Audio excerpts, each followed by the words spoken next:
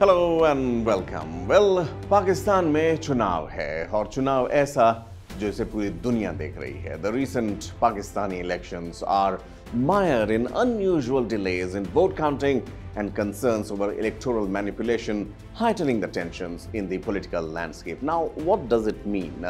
It means that there are several countries in Africa, and I say this without any bias here, that the president for lifetime concept, which has emanated from Africa, many say it finds resonance in Russia also, is now being seen somewhere down the line in Pakistan.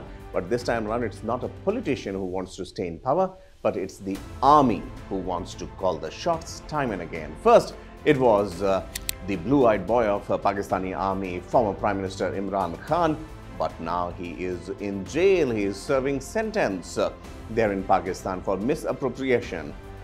Another former Prime Minister, Nawaz Sharif's party, Pakistan Muslim League-Nawaz, has emerged with a slight lead in the early results, with Imran Khan's Pakistan Tehreek-e-Insaf, also known as PTI, has faced challenges during Khan's imprisonment and subsequent political isolation. Now, why is this important? Remember the way Nawaz Sharif first returned to Pakistan in 2018 to contest elections. He was arrested, then sent back to London on health grounds. Imran Khan comes into picture, a gung-ho atmosphere in Pakistan, but now Imran Khan himself is in jail. What does it mean for the current political landscape in Pakistan? Well, early election results show Nawaz Sharif's party leading with 17 seats, followed by closely by supporters of jailed former Prime Minister Imran Khan with 14 seats. Earlier trends, before this trend that I'm mentioning to you, the PTI-backed contestants were leading at maximum number of seats, and that was giving rise to the question that what happens if, in a proxy manner, Imran Khan's party runs Pakistan once again. The Pakistan's People's Party, meanwhile, PPP, led by Bilawal Bhutto Zardari, has secured 12 seats. Now, here it is very important because PML-N and PPP, as of now, work in coalition. Notably, independent candidates supported by Imran Khan's PTI have outperformed expectations, raising questions about the formation of a new government. This might give both Nawaz Sharif and Bilawal Bhutto some sort of headache. But there are challenges also within the PTI. Imran Khan's imprisonment and subsequent 10-year ban on holding public office have thrown PTI into disarray. With key aides either jailed or on the run, PTI's structure has weakened significantly. The court ruling stripping PTI of its electoral symbol and the emergence of a new leader, Gohar Ali Khan, further complicate the party's prospects.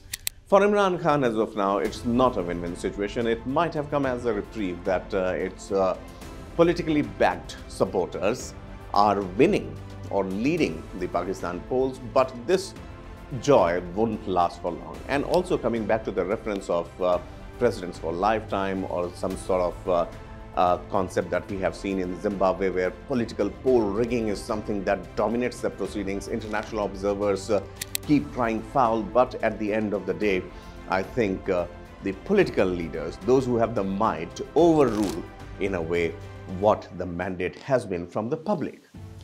So, in all these hustle-bustle, what are the political scenarios? Independent candidates' victory, this is one option that we have been seeing as of now. If PTI-backed independent candidates secure a majority, they may unite under one banner to form the new government or seek coalition alliance with other parties. What are the legal challenges here? The legal challenge is here that the new government could approach courts to reverse Imran Khan's jail sentences or challenge the election body's ban on him holding public office. What are the implications for Pakistan's future? Because this election has been making headlines the day the dates of elections were announced.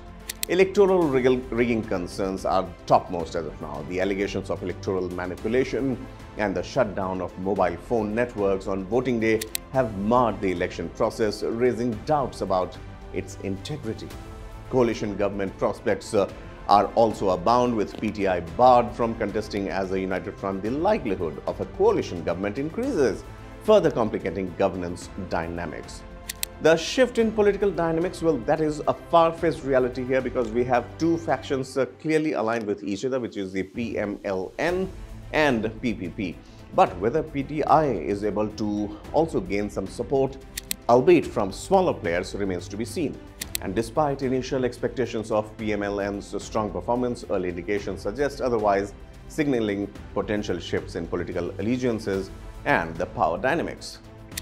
Now, the curious case of Pakistan is also worth noting here. Pakistan grapples with a confluence of challenges from economic turmoil to escalating violence against a backdrop of deep political divisions also. And then there is an overarching shadow of the army. The delayed release of election results only adds to the uncertainty, with analysts foreseeing no clear victor emerging. The political arena centers on a high-stakes battle between Imran Khan's PTI and Nawaz Sharif's Pakistan Muslim League-Nawaz PML-N, with allegations of military interference looming large. While Khan accuses the military of orchestrating a crackdown on his party, Sharif garners support from those who believe that he enjoys military backing. However, Sharif remains steadfast, dismissing speculations of a coalition government and emphasizing the importance of securing a clear majority. Amidst these political maneuvers, the looming expiration of Pakistan's IMF bailout program adds urgency to the need of a stable governance.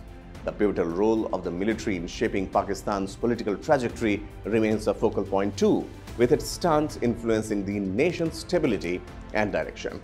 Against this backdrop, the election's outcome hinges on various factors, including voter turnout and security measures, underscoring the complexities inherent in Pakistan's political landscape. And finally, as the nation, Pakistan grapples with heightened security measures and sporadic violence, international observers have expressed concerns over the restrictions of freedom of expression and the subsequent delay in deciding and announcing the election results. The suspension of mobile services, as mentioned earlier, has drawn sharp criticism because in a democratic setup, if the election on the election day, if the mobile phone usage is restricted, then it needs no introduction that how rotten the system has become as of now in Pakistan when it comes to the electoral processes. The outcome of the Pakistan's elections remain uncertain, with Nawaz Sharif's party holding a narrow lead on PTI-backed independent candidates emerging unexpectedly. This is the bottom line as of now on Friday evening.